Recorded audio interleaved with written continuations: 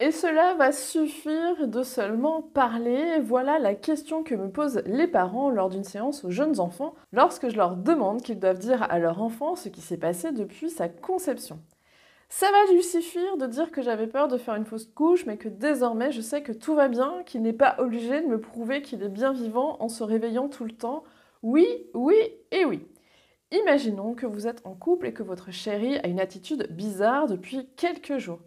Qu'est-ce que vous allez vous imaginer? Ça peut être il me cache quelque chose, il voit une autre femme, j'ai dit ou j'ai fait quelque chose de mal, etc. Vous allez vous raconter tout un tas d'histoires. Et puis, il finit par sortir de sa grotte et met des mots sur ce qui l'inquiète au travail. Au final, ça n'a rien à voir avec vous.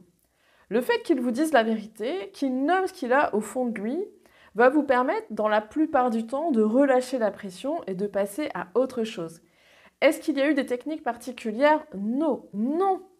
Les mots ont été simplement dits. Eh bien, avec l'enfant, c'est la même chose. Le fait de lui dire ce que vous avez pu ressentir depuis qu'il est dans votre ventre va lui permettre de mieux comprendre la situation et de passer à autre chose.